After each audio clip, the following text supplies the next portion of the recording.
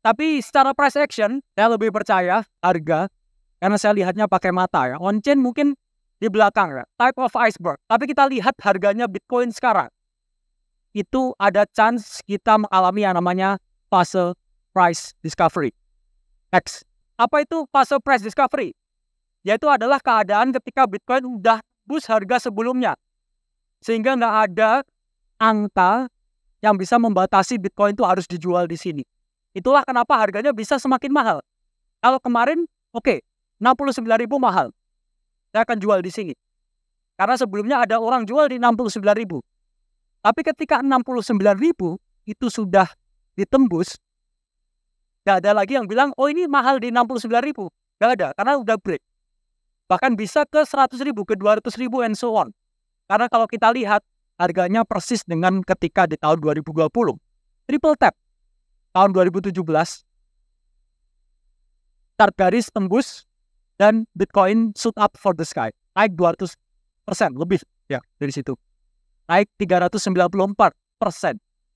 Dan sekarang kita di keadaan yang sama. Price discovery. Next. Dan for the first time in forever, Bitcoin candle monthly-nya closing bullish 7 kali berturut-turut ya. Jadi angka keberuntungan nih ya, 7 ya. Ronaldo ya. Ada yang ngefans Ronaldo di sini? Ada?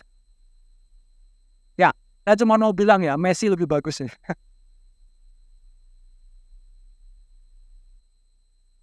Enggak, dua-duanya good ya.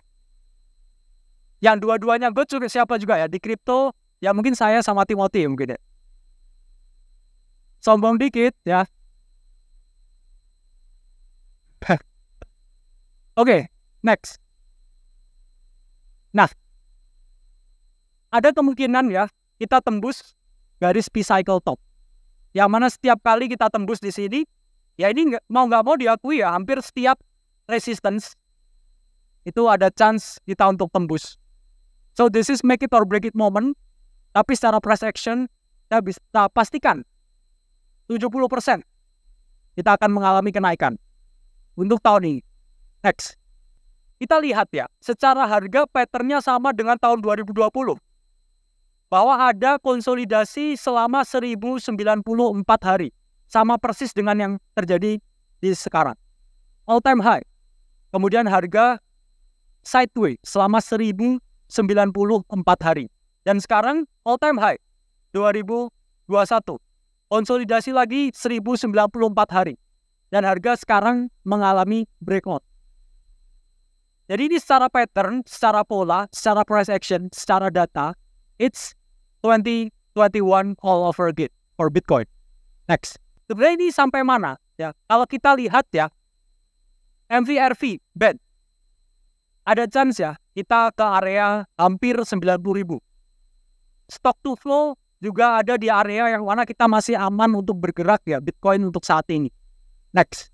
Dan di tahun 2024, ada potensi ya, DXY, the dollar index, ini masih ada chance untuk mengalami penurunan.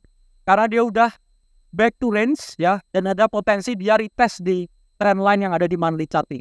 So DXY, ya gonna slowing down, and Bitcoin gonna pump for this year. Next. Nah, pasti timbul pertanyaan ya, kira-kira masih ada nggak alt season ya? Karena teman-teman ini attack jam terus ya, biasanya ya.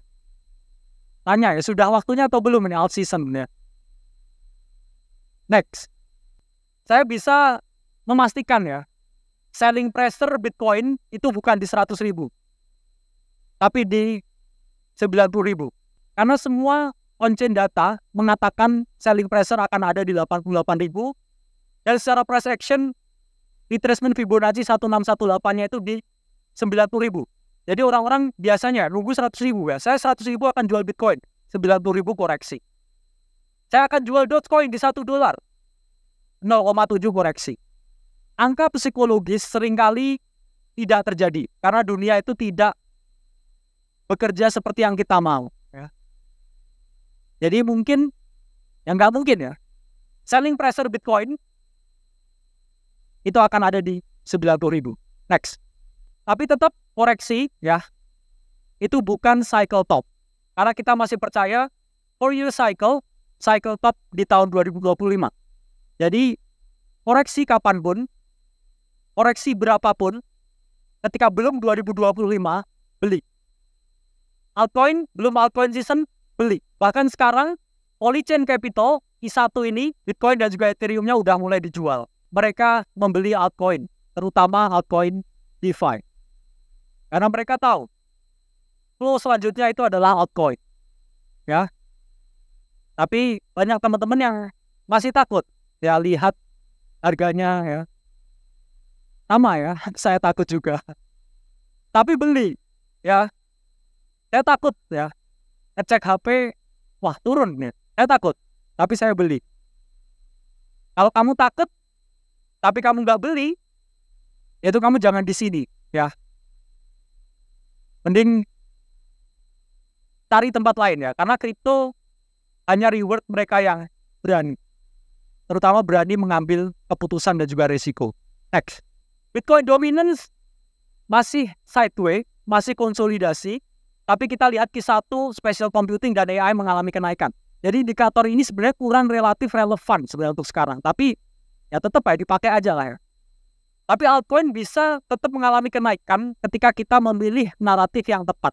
Meskipun Bitcoin dominance ini tidak mengalami penurunan atau belum mengalami penurunan seperti yang kita proyeksikan.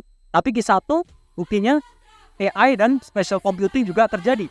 Bahkan sekarang RWA yang naratif kalendernya udah kita tulis dari tahun lalu itu terjadi persis sebelum mulai di Q2. Bahkan banyak yang tanya ya, apakah kita punya direct connection ke BlackRock? Gak ada ya. Batu hitam gak ada ya, ya adanya batu akik biasanya.